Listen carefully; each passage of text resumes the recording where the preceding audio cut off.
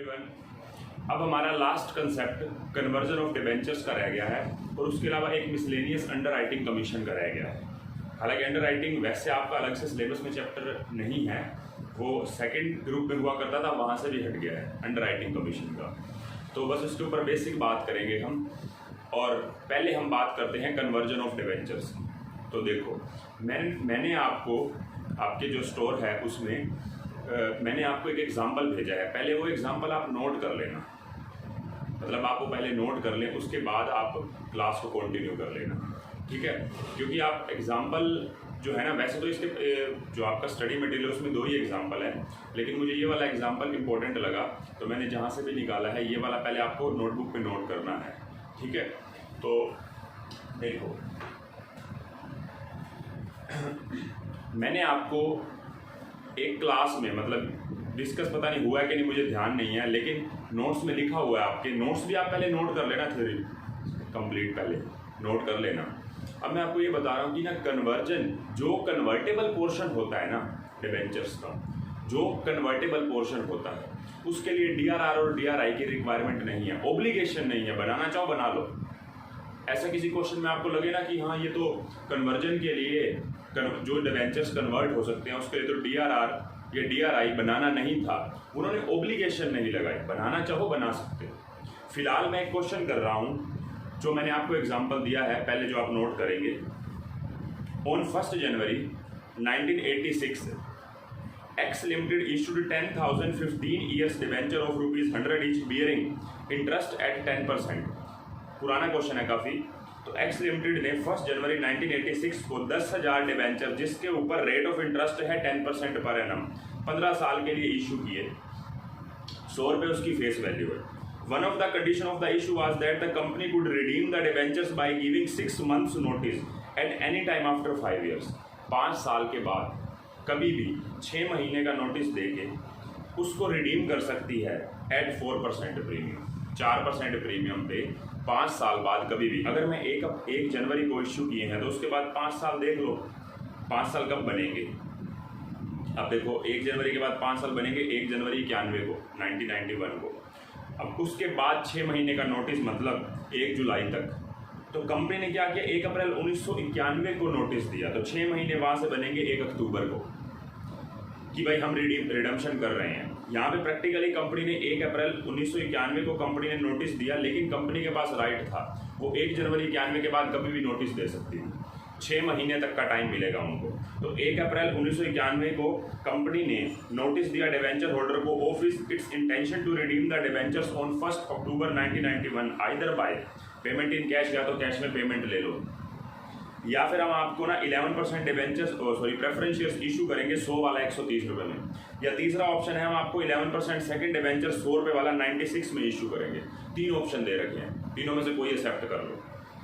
जो 10,000 डिबेंचर में से 4,000 वाले थे उन्होंने तो प्रेफरेंस शेयर एक्सेप्ट कर लिए। फिर जो 4800 डिबेंचर के होल्डर थे उन्होंने क्या किया, डिबेंचर्स सेकंड डिबेंचर जो इशू करने हैं 11% वो ऑप्शन ले लिया। बाकी कहते हैं कि हमें कैश ही दे दो। तो हम क्या करेंगे, यहाँ पे DRI की कोई ऑब्लिगेशन नहीं है, हम वो पार्ट को ध्यान ही नहीं देंगे। हमें सिर्फ यहाँ पे क्या करना है, देखो नीचे ये भी कह रखा है, give the journal entries to give effect to the above as of 1 October 1991 और show how discount on issue of debenture can be dealed in the account. Actually में ना, हमने अभी तक इशू की कोई एंट्री नहीं करी, जितने क्वेश्चंस करे हैं डिबेंचर इशू हमने करे ही नहीं है। तो आपको जो कंसेप्ट आपने CA फाउंडेशन में पढ़ा है वही अप्लाई कर सकते हो। CA फाउंडेशन में आप loss on issue of debenture या discount on issue of debenture को कैसे राइट ऑफ करते थे, पहले कैपिटल प्रॉफिट में से, बचे हुए को रिवेन्यू प्रॉफिट में से, मतलब P&L से। तो यहाँ पे हमारे पास कोई भी कैपिटल प्रॉफिट नहीं है, हम इसको डायरेक्टली कहाँ ट्रांसफर कर देंगे, P&L में। हालांकि वैसे एक बात बताऊँ, आपकी बुक के अंदर discount on issue of debenture मतलब जो स्टडी मटेरियल है वो उसके ऊपर बात ही नहीं कर रहा है। ये तो पुराना क्वेश्चन है, इसलिए पुरानी स्टेटमेंट में ये लाइन आ गई, लेकिन हम उसका ट्रीटमेंट तो कर ही सकते हैं ना, ठीक है। तो मैं इस क्वेश्चन के अंदर उसको P&L में ट्रांसफर कर दूंगा डिस्काउंट को।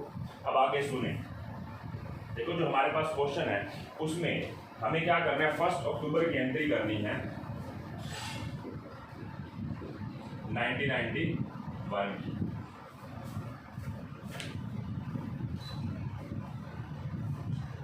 फर्स्ट अक्टूबर 1991 और डिबेंचर्स हैं हमारे 10%।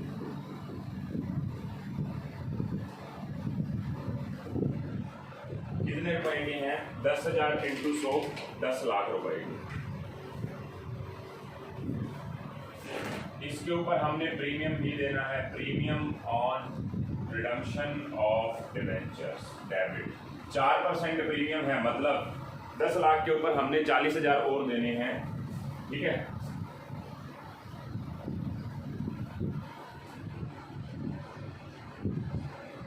टू डिबेंचर होल्डर्स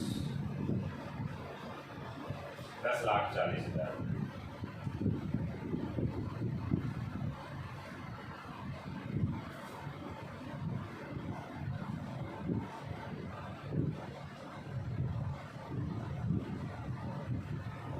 अब जो हमने डिबेंचर होल्डर्स को पैसा देना है ना, उसमें से 3 बातें आ गई।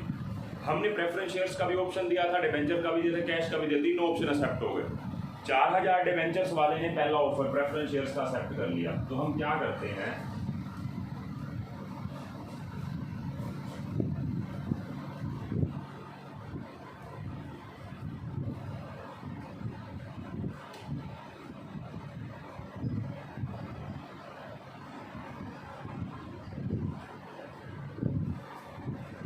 फर्स्ट है हमारे 4,000 डिबेंचर्स इंटू 100 इंटू 104%। या तो आप 4,000 इंटू 104 रुपीज कर लो, या 4,000 इंटू 100 4 लाख। 4 लाख का 104% हमने देना है। ठीक है, कितने? 4,16,000। ये फर्स्ट कैटेगरी है, इसको कैटेगरी लिख सकते हैं। सेकंड कैटेगरी वाली है 4800 की, इंटू 100 इंटू 104%। ये आ जाएगा अपना 4,99,200 रुपये। थर्ड कैटेगरी है, इन्होंने क्या ऑप्शन एक्सेप्ट किया है? प्रेफरेंस शेयर्स का। इन्होंने क्या एक्सेप्ट किया है? डिबेंचर्स का। और बाकी 1,200 वाले रह गए 100 और 104% पे। ये आ गया 1,24,800। ठीक है, अब हमने इनको इस तरह से देने हैं। अब हम क्या करते हैं, तीनों की अलग अलग एंट्री करने चाहिए, इकट्ठी कर रहे हैं, अलग अलग कर देते हैं। सबसे पहले डिबेंचर होल्डर्स अकाउंट डेबिट 4,16,000 वाले। 2 रेट क्या है डिबेंचर्स, सॉरी प्रेफरेंस शेयर्स का? 11% प्रेफरेंस शेयर्स कैपिटल। तो देखो 4,16,000 को अगर मैं 130 से डिवाइड कर दूं, 130 से, तो यह अपना निकल के आएगा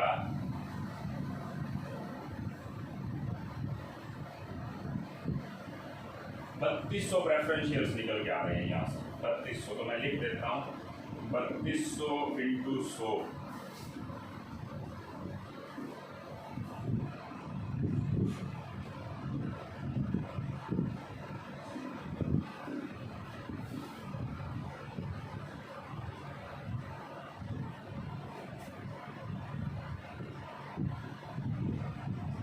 being preference shares issued to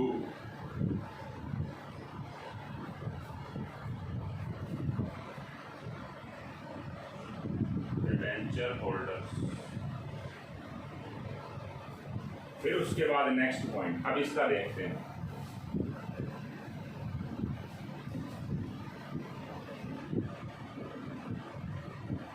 debenture holders account debit 4,99,000।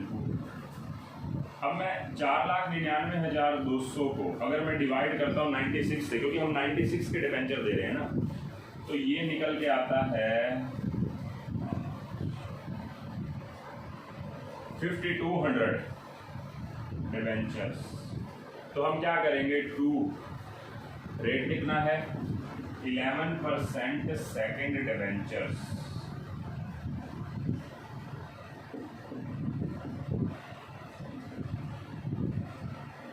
$5,20,000। तो discount on issue of debentures debit हो जाएगा 5,200 इंटू 4 20,000। बीइंग डिबेंचर्स इशू और बाकी देखो हमने डिवेंचर होल्डर को टोटल 10,40,000 देने थे, इन सारों का टोटल 10,40,000 आएगा। इसमें से 4,000 वालों का पेबल अमाउंट था 4,16,000, हमने उनको दे दिए प्रेफरेंस शेयर्स। कितने कह रहा है कि 130 रुपये में देंगे 100 वाले की वैल्यू के, तो इससे हमारे प्रेफरेंस शेयर्स निकल के आगे 3200 इंटू 100 कैपिटल में चले जाएंगे, 3200 इंटू 30 प्रीमियम में चले जाएंगे। फिर बात आती है डिवेंचर होल्डर्स की, उनको दे रहे हैं 4,99,200 के बदले में हम डिवेंचर्स ही दे रहे हैं सेकेंड डिवेंचर्स। 4,99,200 डिवाइड बाई 96 करने से आपके 5200 डिवेंचर्स आ गए, तो 5200 इंटू 100 डिवेंचर्स में चले जाएंगे, 5200 इंटू 4 डिस्काउंट में डेबिट हो जाएंगे। ठीक है, उसके बाद थर्ड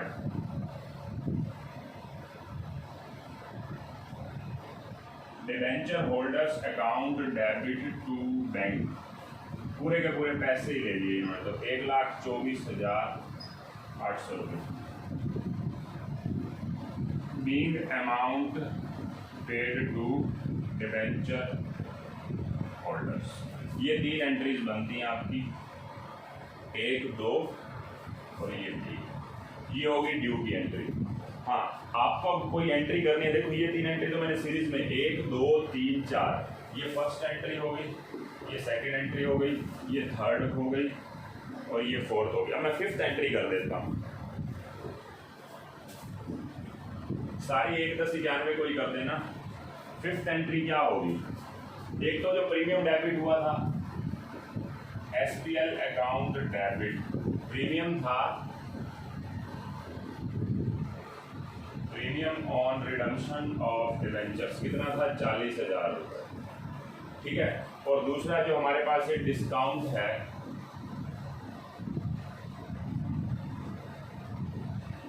इशू ऑफ डिवेंचर्स, तो ये हमारे पास है डिस्काउंट 20,800 रुपये। ठीक है, तो ये हमारे पास ऐसा ट्रीटमेंट होगा। हम क्योंकि स्टडी मैट के अकॉर्डिंग पीएनएल में डाल रहे हैं, हमारे पास एक ऑप्शन ये भी है, क्योंकि स्टडी मैट ने ऐसा पीएनएल में डालने का ट्रीटमेंट करा है अभी तक।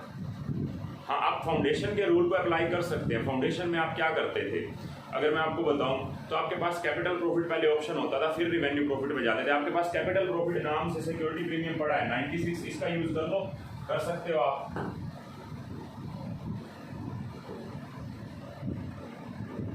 सिक्योरिटी प्रीमियम तो कितना हो गया 60,800 रुपये यूज हो गया, बस उसको चार्ज कर दिया। ठीक है, तो ऐसा भी किया जा सकता है। बाकी दोनों सेफ हैं ऑप्शन, चाहे आप पीएनएल से चार्ज कर लो चाहे कैपिटल प्रॉफिट से चार्ज कर लो। ठीक है, हालांकि आप फाउंडेशन वाले रूल को जो वहाँ पे लगाते थे वो रूल यहाँ पे फॉलो कर सकते हो।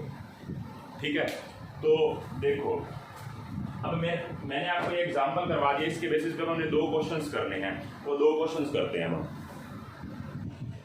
देखो स्टडी मटेरियल का practice question first, A company had issue 20,000 13% convertible debentures of ₹100 each on.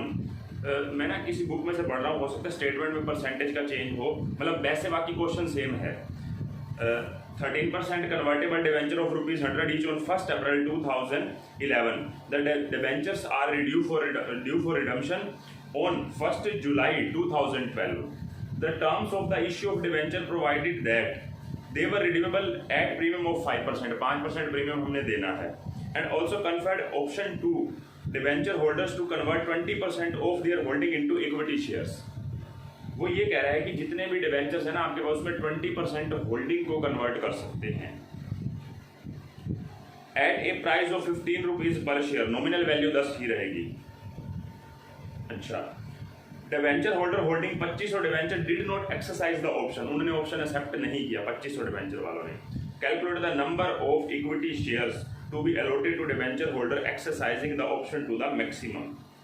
ठीक है, एक बात है, देखो मैं आपको बोलूं, ये कह रहा है कि 20% होल्डिंग को, क्या 20,000 डिवेंचर्स जो हैं, ध्यान से समझने का पॉइंट है यहाँ पे, 20,000 डिवेंचर्स जो हैं उसमें से ए के पास, बी के पास, सी के पास, डी के पास, मान लो इसके पास 5,000 हैं, इसके पास 7,000 हैं, इसके पास 4,000 हैं, इसके पास 4,000 हैं, क्या इस 20,000 में से कोई भी 20% हो सकता है? कहने का मतलब है 20,000 का 20% ये होता है 4,000 डिवेंचर्स को ऑप्शन दे दिया कि इक्विटी शेयर्स में कन्वर्ट हो जाओ।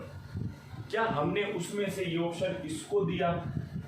इसको दिया, मतलब देखो 20,000 में से 4,000 करने हैं। ऐसा हो सकता है कि 1000 का ऑप्शन चल तेरे को दे देते हैं, 500 तेरे को दे देते हैं, 1500 तेरे को दे देते हैं और 1000 तेरे को दे देते हैं। क्या ऐसा हुआ होगा? ये नहीं हुआ होगा, ऐसा गलत है। देखो आप ये सोचो कि 20,000 का 20% हमने ऑप्शन दे रखा है 20,000 का 20% को कि हम उसको इक्विटी शेयर्स में कन्वर्ट कर देंगे, ऑप्शन दे रखा है। मतलब अब ऑप्शन का मतलब ये नहीं है कि ए बी सी डी में से किसी को भी सेलेक्ट कर लेंगे, ऐसा नहीं है। सभी की होल्डिंग का 20% ऐसा होगा कि इसके पास 5,000 है, इसका 20% मतलब 1000 कन्वर्ट हो सकते हैं, इसके 1400 कन्वर्ट हो सकते हैं, इसके 800 कन्वर्ट हो सकते हैं और इसके भी 800 कन्वर्ट हो सकते हैं। इस हिसाब से होगा, ठीक है। तो ये बात आपको पहले पता होनी चाहिए, मतलब सभी के पास इक्वल राइट है। अब आगे पढ़ो क्या कह रहे हैं। कह रहे हैं इसमें से जिसके पास 2500 डिवेंचर थे ना, उसने ऑप्शन को एक्सेप्ट ही नहीं किया। कहता है मुझे तो कैश चाहिए। क्वेश्चन में ये पूछ रखा है calculate the number of equity share to be allotted to debenture holders exercising the option to the maximum. मतलब हमें ये बता दो कि इक्विटी शेयर्स हमने कितने इशू किए। अब देखो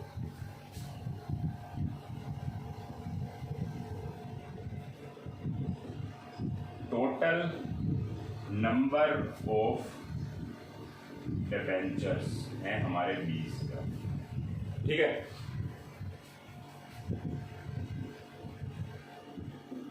epsilon naught exercise by debenture holders, वो कितने के हैं, कितने डिवेंचर्स है 2500। तो 17,500 वालों ने option accepted,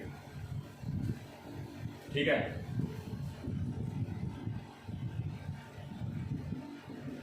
option available for कितने, 17,500 का 20%, 17,500 का 20% करेंगे, मतलब 3500 debentures shall be converted into equity shares, ठीक है। ऑप्शन अवेलेबल कितने के लिए था, 17,500, उसका 20%। एक तो 2500 वाला का डिवेंचर होल्डर वाले ने तो मना ही कर दिया, बाकी ने सभी ने ऑप्शन एक्सेप्ट किया, सभी को 20%, मतलब टोटल मिला के 3500 डिवेंचर्स दिए जाएंगे, इक्विटी शेयर्स में कन्वर्ट हो जाएंगे। उसके बाद फर्दर बात, अब जो 3500 हैं, amount payable of these 3500 debentures,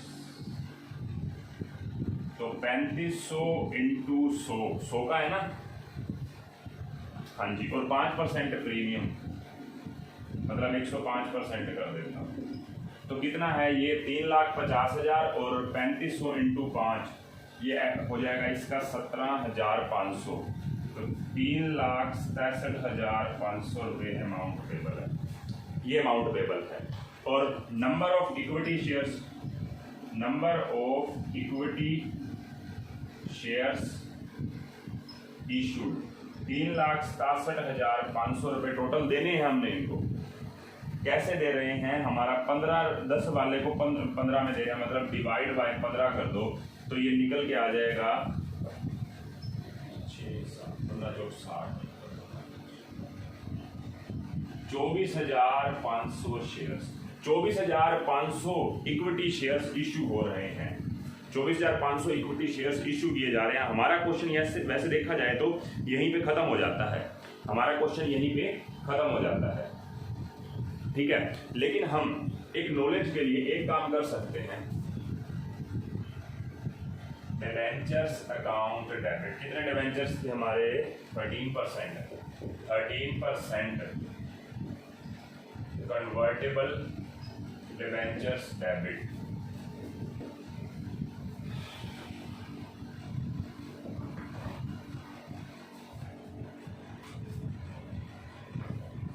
कितने हमारे total, 20,000 into 100, 20 lakh.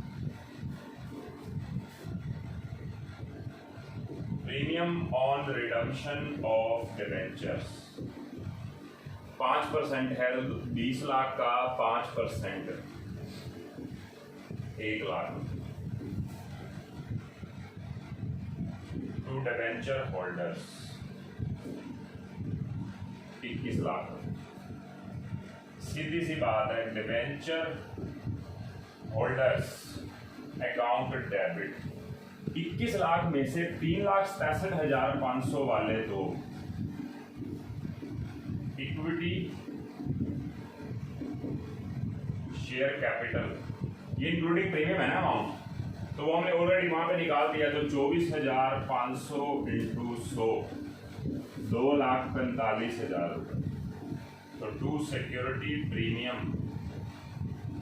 24,500 into 5, sorry 5 ही था ना, ये 10 ये था, हाँ 5, तो ये आ गया आपके पास 1,22,500।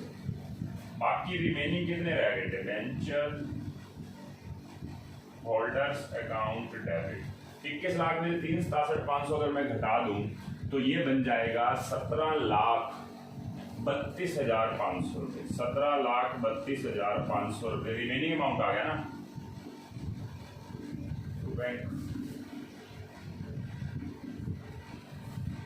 बस ये एंट्रीज भी करके दिखा दी मैंने, ठीक है। तो ये आपका क्वेश्चन था, सिंपल क्वेश्चन था बिल्कुल, ठीक है। अब हम नेक्स्ट क्वेश्चन करते हैं। ये था आपका प्रैक्टिस क्वेश्चन 1। देखो अब पिलस नंबर 6 कर रहा हूं मैं। पिलस नंबर 6 पढ़ो एक बार क्या कह रखा है। The summarised balance sheet of convertible limited, listed unlisted company है, अदर देन वाली बात है आगे, मतलब डीआरआर डीआरआई वैसे तो रिक्वायर्ड है, लेकिन आगे अगर देखा जाए किसके लिए रिक्वायर्ड है, इस कंपनी के लिए शेयर कैपिटल दे रखी है, जनरल रिजर्व दे रखा है, पीएनएल दे रखा है, डीआरआर दे रखा है। डीआरआर इन्होंने बना रखा है, अपनी मर्जी से बना रखा है। हालांकि मैं आपको एक चीज बता दूं, बेशक अनलिस्टेड कंपनी हो, इनके लिए कोई ऑब्लिगेशन नहीं है जो कन्वर्ट करते हैं। देखो आप एक बात बताओ ना, आपको जब जेब से पैसा निकालना ही नहीं है, आपको कन्वर्ट करना है, तो वहां पे आपके लिए ऑब्लिगेशन नहीं है, ठीक है। अगर मान लो राइट कंपनी के पास है कि हम तो कन्वर्ट ही करेंगे, ठीक है, तो वहां पे क्या होता है, लेकिन अगर हम ऑप्शन दे देते हैं ना कन्वर्ट का, तो वहां पे डीआरआर की रिक्वायरमेंट बन जाती है। मतलब इन जनरल अगर आप समझे ना, तो ऑब्लिगेशन तो नहीं है, ये तो लॉ के अकॉर्डिंग ऑब्लिगेशन तो है नहीं कि आपको डीआरआर बनाना है, ठीक है। बना हुआ है, हम उस रूल को फॉलो कर लेते हैं। आप उस रूल को अगर देखें तो मैं पहले दोबारा से ये बात रिपीट कर रहा हूँ, ऑब्लिगेशन नहीं है, ठीक है। आपको क्वेश्चन में दे रखा है, जैसे शेयर कैपिटल दे रखी है, सॉरी डिबेंचर्स की बात करते हैं। डिबेंचर्स आपके पास 10 लाख नहीं, 1 करोड़ रुपए के डिबेंचर्स हैं आपके। 1 करोड़ के ऊपर इन्होंने एग्जैक्ट डीआरआर 10 लाख रुपए बना रखा है 10% के हिसाब से। और अगर आप नीचे देखें डिबेंचर रिडम्पशन इन्वेस्टमेंट भी 15% के हिसाब से 15 लाख रुपए हुई है, ठीक है। मतलब आगे अब हम बात को पढ़ते हैं, क्या कह रखा है।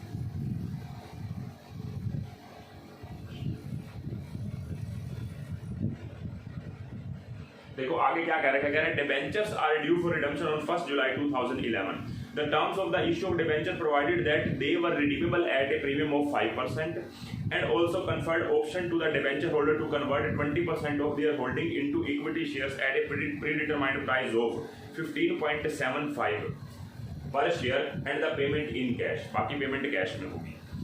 और क्या है, assuming that except for 100 debenture holders, 100 debentures नहीं है, 100 डिबेंचर होल्डर्स जिनके पास टोटल मिला के 25,000 डिबेंचर्स थे। 25,000 डिबेंचर्स वालों ने क्या कहा है कि ना, मतलब इनको छोड़ के बाकियों ने क्या है, एक्सेप्ट कर लिया है ऑप्शन को। अब देखो हमारे पास टोटल डिबेंचर्स कितने हैं, नंबर ऑफ डिबेंचर देखे जाएं तो हमारे पास हैं 1 लाख डिबेंचर्स हैं। हमारे पास 1 लाख डिबेंचर्स है, जिसमें से 25,000 वालों ने ऑप्शन एक्सेप्ट नहीं किया, ठीक है, हमको तो कैश देना पड़ेगा, और बाकियों ने एक्सेप्ट कर लिया। और इन्वेस्टमेंट पर realise at par on sale, मतलब हमने एट पार पे वो जो डीआरआई है ना उसको भी बेच दिया। हम एक काम करते हैं, क्वेश्चन में मांग क्या रखा है वो देखो। कह रहा है redraft the balance sheet of the company, 1 जुलाई के दिन दोबारा से बैलेंस शीट बनाएंगे। दूसरा कह रखा है कि ये जो रिडम्पशन का इफेक्ट डालने के बाद, और दूसरा कह रखा है show your calculation in respect of number of equity share to be allotted, कितने इक्विटी शेयर दे रहे हैं हम, और नेसेसरी कैश पेमेंट कितनी हुई है, वो सारा कुछ हम क्या करते हैं, वही बात same. Total number of debentures हैं आपके इस क्वेश्चन में 1 लाख है शायद,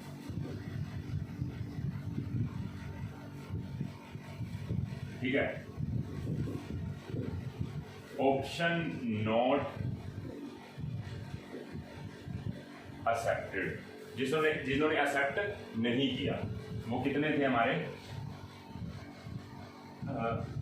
25,000, तो टोटल रह गए 75,000। ऑप्शन एक्सेप्टेड, जिन्होंने एक्सेप्ट कर लिया ऑप्शन, ठीक है। अब ऑप्शन एक्सेप्ट कर लिया जिन्होंने तो कैश मांग लिया इन्होंने, अब इनका अमाउंट पेबल कितना है 75,000 वालों का। पहले तो ये देखते हैं कि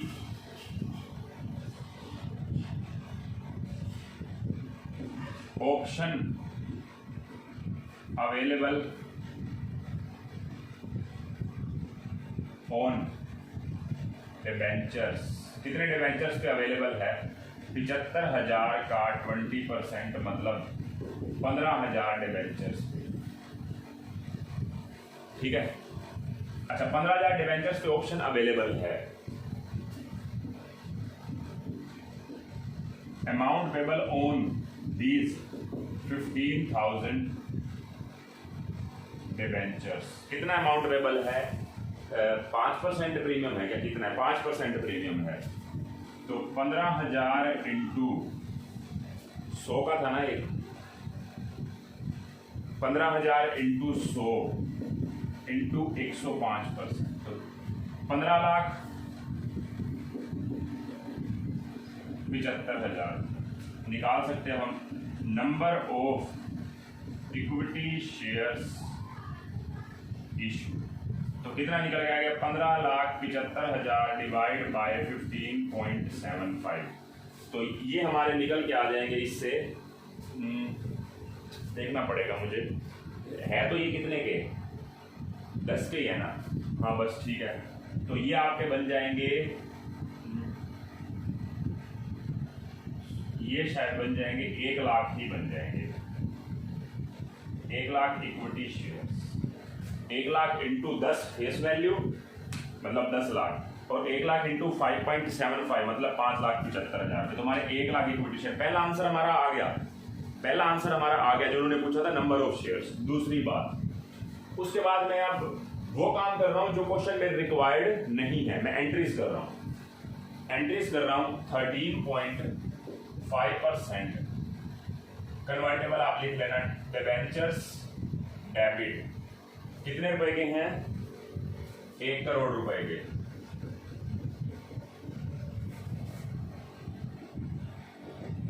प्रीमियम ऑन रिडम्पशन डेबिट कितना था 5% मतलब 5 लाख रुपए, to debenture holders 1 crore 5 lakh,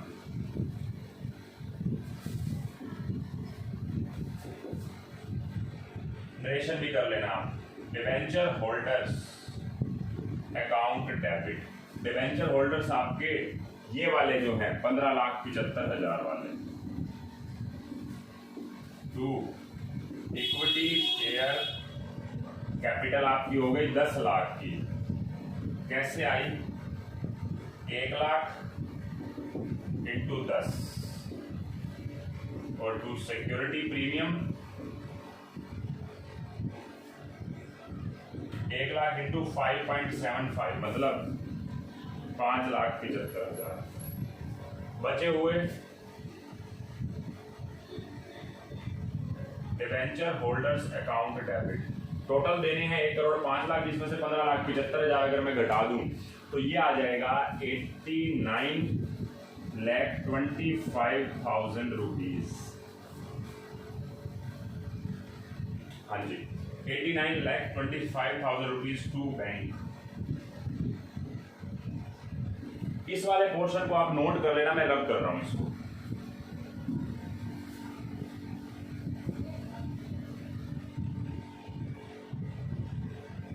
तो हमने इसी दिन डीआरआई को भी बेचना है, तो हमारी डीआरआई थी bank account debit to debenture redemption reserve investment या डिबेंचर रिडेम्पशन इन्वेस्टमेंट है, जो भी अकाउंट है, डिबेंचर रिडेम्पशन रिजर्व इन्वेस्टमेंट है 15 लाख रुपए की एट पार बेची है, और उसके अलावा डीआरआर का पैसा जनरल रिजर्व में चला जाएगा 10 लाख रुपए। ठीक है, तो ये सारी एंट्रीज होंगी जो हमने एक्स्ट्रा काम कर दिया है। अब इस बेसिस पे अगर बैलेंस शीट बनानी पड़े तो मैं आपको अगर बैलेंस शीट का काम खुद करने के लिए दूं, हालांकि इसके नोट्स प्रिपेयर कर लेते हैं, बेशक करने हैं तो। देखो, आपकी शेयर कैपिटल पहले से कितने की थी? 5 लाख इक्विटी शेयर थे, 10 रुपए का एक। 5 लाख रुपए में 1 लाख और ऐड हो गए हैं, तो आपकी शेयर कैपिटल हो गई है, हाँ, तो पहले 50 लाख की थी, अब 60 लाख की हो गई है।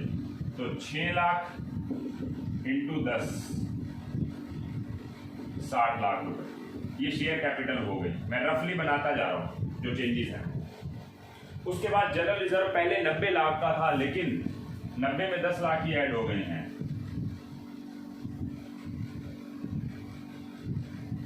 तो 1 करोड़ रुपए हो गए जनरल रिजर्व में। अच्छा, पीएनएल का बैलेंस 10 लाख था। पीएनएल के 10 लाख में से ये 5 लाख यूज हो जाने चाहिए। कि कितने रुपए हैं हमारे? 1 सेकंड रुक जाओ, ये स्क्रीन सही नहीं आ रही।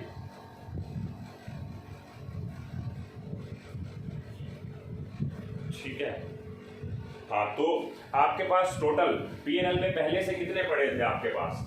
10 लाख। 10 में से ये 5 यूज हो जाएं तो आपके पास रह गए 5 लाख रुपए। तो मैं बोल सकता हूं, इसको मैं रिजर्व एंड सरप्लस नेम दे देता हूं, reserve and surplus. General reserve इतने हो गए, पीएनएल में हमारे पास 10 लाख रुपए पड़े हुए हैं, जिसमें से प्रीमियम के नाम के 5 लाख रुपए हटा दो, तो 5 लाख रुपए रह गए।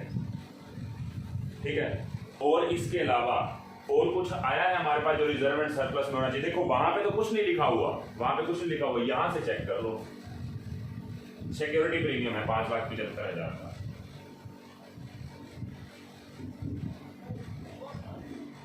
ठीक है, और कुछ भी रिजर्व में नहीं पड़ा।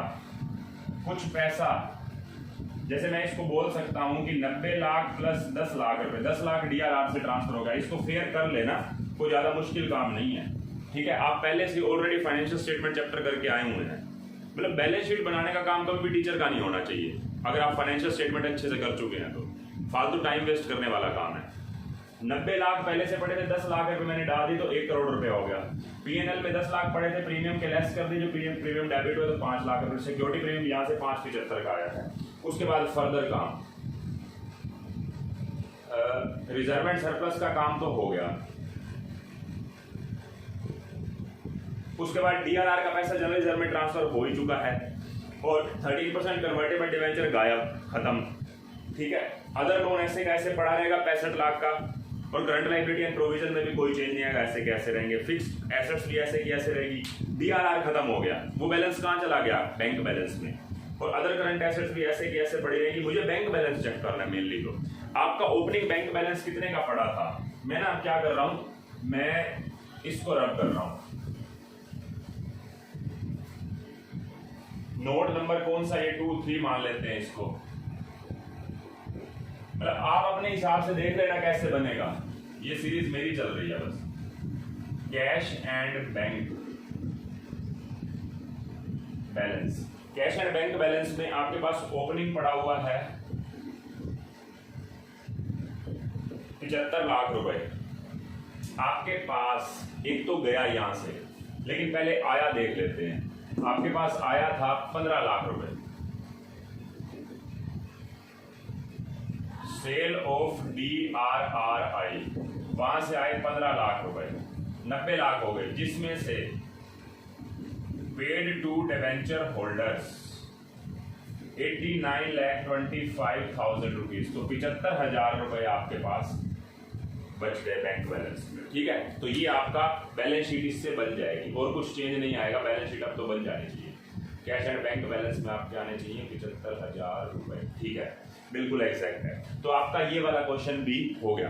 अब आपका कन्वर्जन का कंसेप्ट भी खत्म। एक लास्ट क्वेश्चन है अंडरराइटिंग कमीशन का। छोटा सा पॉइंट अंडरराइटिंग कमीशन का, बाकी नॉर्मल एंट्रीज ही हैं जैसे होती हैं डिबेंचर रिडेम्पशन की या कुछ भी। ठीक है। देखो बच्चों, अब हमारा नेक्स्ट लास्ट क्वेश्चन है, क्वेश्चन नंबर 2 पढ़ेंगे एक बारी, और ये अंडरराइटिंग कमीशन का है। देखो, Libra limited recently made a public issue. पहली बात ये कि क्वेश्चन को इस हिसाब से किया जा रहा है, ये अजम्पशन मान के कि लिस्टेड कंपनी, ठीक है, तो पब्लिक इशू किया है in respect of which the following information is available. Number of partly convertible debenture issued है 2 लाख, फेस वैल्यू और इशू प्राइस 100 रुपये पर डिबेंचर है। Convertible portion as per debenture 60% date of conversion on expiry of month from the date is closing of issue. मतलब ये कह रहा है कि ना कुछ पोर्शन कन्वर्ट हो सकता है, वो कितना है 60%, कब 6 महीने एक्सपायर होने के बाद, कब से क्लोजिंग ऑफ इशू, जिस दिन इशू हुए थे ना, जिस दिन, उस दिन के बाद से 6 मंथ पूरे होने के बाद, ठीक है। तो date of closing of subscription list है 1/5/2011, डेट ऑफ अलॉटमेंट है 1/6/2011, rate of interest on debentures है 15% payable from the date of allotment. Allotment date से पे करना है इंटरेस्ट। अलॉटमेंट कब हुई है 1/6 को। Value of equity shares for the purpose of conversion कितनी है 60 रुपये।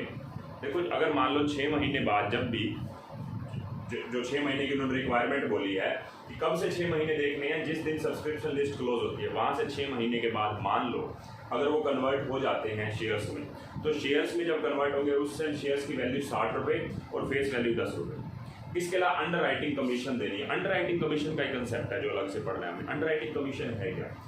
हम खुद डिवेंचर्स या शेयर्स जब भी इशू करते हैं, वैसे डिवेंचर्स का चैप्टर चले तो डिवेंचर की बात करेंगे।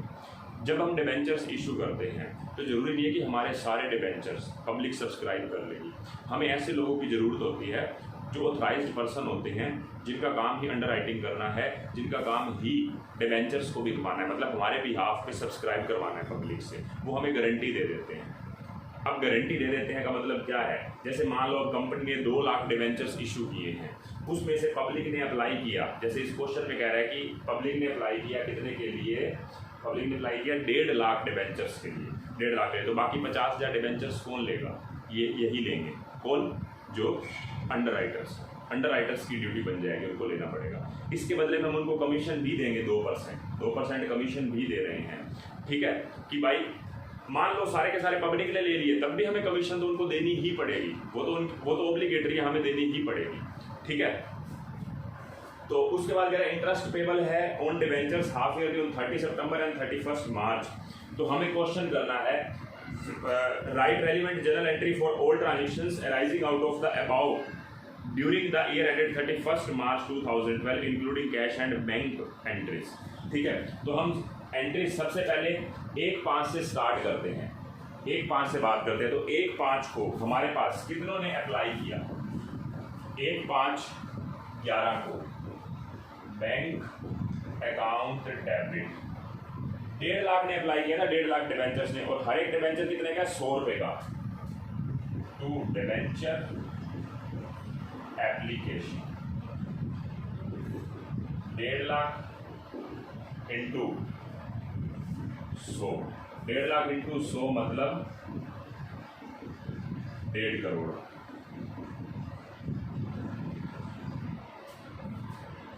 उसके बाद कितने इशू करे थे हमने? 2 लाख डिवेंचर्स। इट मीन्स बाकी जो 50,000 रह गए वो कौन खरीदेगा? वो अंडर राइटर्स खरीदेंगे।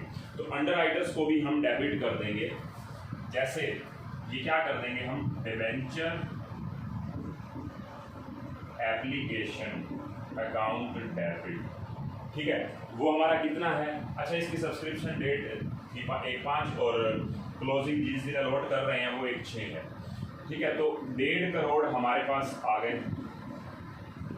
लेकिन डिवेंचर्स में हमारे कितने जाएंगे? रेट कितना है डिवेंचर्स का? 15% डिवेंचर्स मतलब 2 करोड़। अब बाकी 50,000 डिवेंचर्स के ऊपर मतलब 50 लाख रुपए, ये कैसे करेंगे? अंडर राइटर्स को डेबिट कर देंगे, अंडर राइटर्स अकाउंट डेबिट।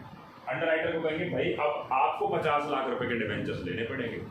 हम तो अपने पूरे 2 करोड़ डाल रहे हैं डिवेंचर्स में, हमने पब्लिक से जो आपने दिलवाए हैं वो 1.5 करोड़ दिलवाए हैं, 50 लाख आपको खुद लेने पड़ेंगे। हमने उनसे पैसे लेने हैं अभी फिर 1/6 के दिन अंडर राइटिंग कमीशन भी तो देनी है।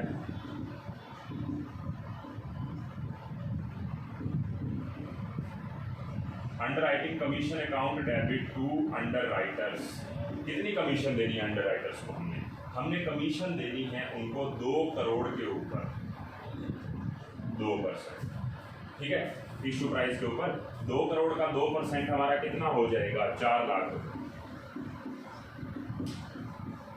4 लाख रुपए हमने उनको देने हैं। तो देखो हमने ना किसी से अगर 50 लाख लेने हैं अंडर राइटर से और उसको 4 लाख देने हैं तो नेट हम उससे कितने ले लेते हैं? 46 लाख रुपए, ठीक है। तो हम उससे 46 लाख ले लेंगे। पहली एंट्री डिवेंचर एप्लीकेशन आने की, दूसरी एप्लीकेशन का पैसा ट्रांसफर करने की, जिसमें अंडर राइटर से जो लेने हैं वो भी लिख दिए, ये लेने हैं उससे। इस एंट्री के अंदर हमने कमीशन के नाम के उसको देने हैं 4 लाख रुपए, ठीक है। तो नेट कर देते हैं हम 1/6/11 के दिन bank account debit to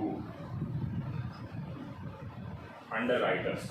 50 lakh लेने हैं, 4 लाख देने, तो नेट 46 लाख रुपए हम उनसे ले लेते हैं।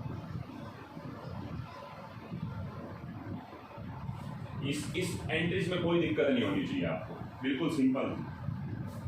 एप्लीकेशन आने की, उसका डिवेंचर में ट्रांसफर करने की, इंक्लूडिंग अंडर राइटर से जो लेने हैं, क्योंकि पब्लिक ने जितने सब्सक्राइब किए उसको छोड़ के बाकी वही लेगा, ये हमने उसको देने हैं उसकी कमीशन के नाम के, और उसके नेट हमने करके उससे पैसे ले लिए। अब आगे स्टेटमेंट क्या है देखो, इसके बाद क्या है। अब आप मुझे एक चीज़ और बताएं। मैंने अजम्पशन लिया है कि लिस्टेड कंपनी है, लिस्टेड कंपनी के लिए डीआरआर की जरूरत नहीं होती। पहली बात, डीआरआर के कंसेप्ट को करते हैं साइड में।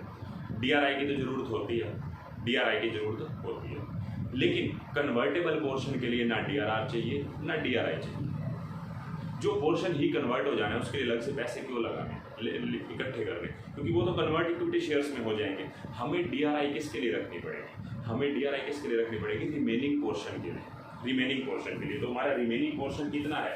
अगर 60% आपका कन्वर्ट हो रहा है तो मैं जिस दिन इशू करें हैं उसी दिन ही, मतलब जिस दिन अलॉटमेंट हुई है उसी दिन ही डीआरआई में पैसा डाल देता हूँ। तो डिवेंचर रिडम्पशन इन्वेस्टमेंट, अब मैंने डीआरआरआई नहीं लिखा, डीआरआई लिखा, क्योंकि मैंने डीआरआर तो बनाया ही नहीं। टू बैंक कितना कितना, अब आप देखो 2 करोड़ रुपए हैं आपके, 2 करोड़ का सबसे पहले तो 40% पोर्शन मतलब 80 लाख, उसका 15% मतलब 12 लाख रुपये। 12 लाख है ना? हाँ जी, 12 लाख रुपये। बस इसके बाद 1/6 की बात देखो, हमने इंटरेस्ट भी देना है इनको। अब इंटरेस्ट की एंट्री देखो, आप 30/9 को करोगे तो 30/9 का इंटरेस्ट बताना कितना बनेगा आपका? 12 लाख यहाँ तक तो आ गया। अब बात आती है 30/9 की। 30/9 तक का इंटरेस्ट आपका बनेगा 2 करोड़ के ऊपर, क्योंकि 30/9 डेट है ना इसकी इंटरेस्ट देने की। तो debenture interest account debit to bank 2 crore का रेट कितना है डिबेंचर्स का? 15%। 2 करोड़ का 15% इंटू आपके मंथ बन रहे हैं 1/6 के बाद, ये आपके बन रहे हैं 1/6 के बाद जून, जुलाई, अगस्त, सितंबर, 4 महीने। तो 2 करोड़ का 15% ये बन जाएगा 30 लाख। 30 lakh divide by 3, 10 lakh. ये आपने इंटरेस्ट दे दिया। कोई गलती हो गई है क्या?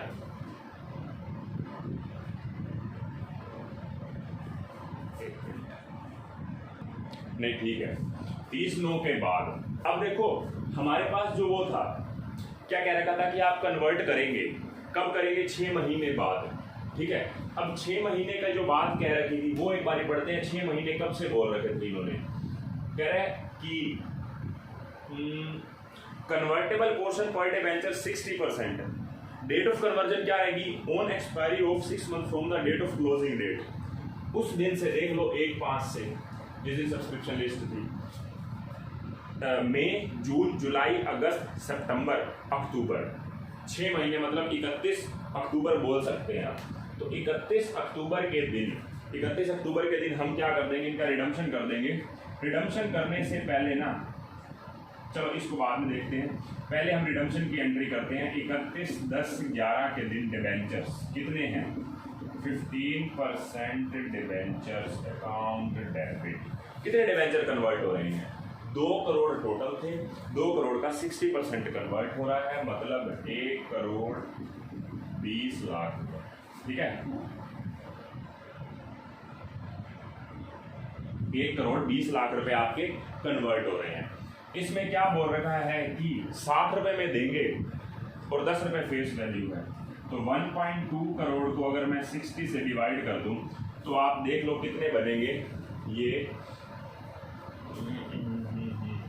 10 रुपए का एक है ना, 10 रुपए का एक है, तो यहाँ पे 20 लाख आ जाएंगे। 20 लाख डिवाइड बाय 2 लाख बन जाएंगे आपके,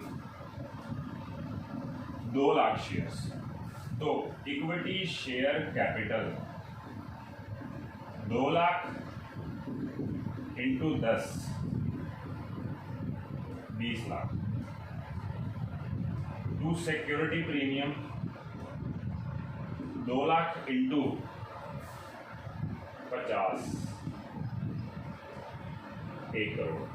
ये आपकी एंट्री हो जाएगी। अब डिवेंचर इंटरेस्ट पे करने की एंट्री हो जाएगी। लेकिन ना आप एक बात समझे, जिस पोर्शन को हमने कन्वर्ट कर दिया है वो डिवेंचर होल्डर हमारे शेयर होल्डर बने हैं। इसका मतलब ये थोड़ा कि पैसे की एक प्रैक्टिकल बात कर रहा हूँ। आपको उस दिन तक का उनका हिसाब करना चाहिए। वैसे तो आपको मतलब जो डिवेंचर कन्वर्ट हो रहे हैं उसका 1 महीने का हिसाब होना चाहिए ना। 30/9 को लास्ट इंटरेस्ट मिला था, उसके बाद 1 महीने का हिसाब होना चाहिए उनके इंटरेस्ट का। और बाकी जो रह गए 80 लाख वाला पोर्शन, उसके ऊपर तो 6 महीने का इंटरेस्ट 31 मार्च को ही दिया जाएगा। 1 करोड़ 20 लाख के ऊपर 30 सितंबर से लेके 31 अक्टूबर तक 1 महीने का इंटरेस्ट जरूर मिलना चाहिए, क्योंकि पहले यहाँ तक तो 2 करोड़ के ऊपर मिल गया, फिर इसमें से 1 करोड़ 20 लाख रुपए वाले तो क्या हो गए, कन्वर्ट हो गए, तो यहाँ पे उनको 1 महीने का इंटरेस्ट यहीं पे मिल जाना चाहिए। स्टडी मैट ने क्या कर रखा है, सीधा 31 मार्च को एंट्री कर रखी है दोनों की। तो मेरा तो यही मानना है कि हम जिस दिन कन्वर्ट कर रहे हैं उस दिन तक का उनका हिसाब करेंगे। तो मैं यहाँ पे कर रहा हूँ, देखो, interest on debentures account debit to bank 31/10/11 को 1 करोड़ 20 लाख के ऊपर रेट है आपका 15% इंटू 1/12। तो 1 करोड़ 20 लाख हो गया, मतलब इसका कर दूं मैं तो ये 12 lakh 18 lakh 18 lakh divide by 12, 18 divide by 12 ये हो जाएगा आपका 1.5 लाख रुपया। ये हमने उनके ऊपर पे किया जिनको कन्वर्ट कर दिया। अब जो कन्वर्ट नहीं हुए वो टोटल अमाउंट कितना है, 80 लाख का। उन 80 लाख को हम पूरे 6 महीने का इंटरेस्ट देंगे 31/3/12 के दिन। Interest on debentures account debit to bank 80 lakh का 15% इंटू 6/12। 80 लाख का 15% 12 लाख 6 लाख।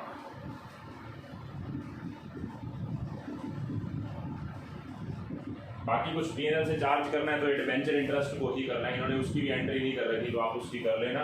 डिबेंचर इंटरेस्ट यहाँ पे आ रहा है आपका 10 लाख रुपए, 10 लाख यहाँ पे, 1.5 लाख, 10 लाख और 7.5 लाख, 17.5 लाख, 17.5 लाख को पीएनएल से चार्ज कर देते हैं।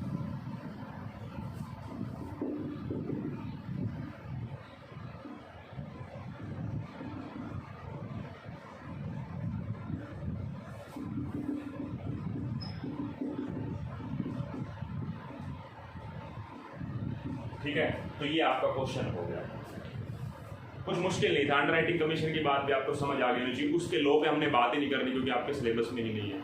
उससे रिलेटेड लॉ भी है कि कैसे कैसे उनके रेट्स रहते हैं, डिबेंचर होल्डर का कितना रेट रहता है, शेयर होल्डर का कितना रहता है अंडरराइटिंग कमीशन का, तो आप वो लॉ में पढ़ते हैं।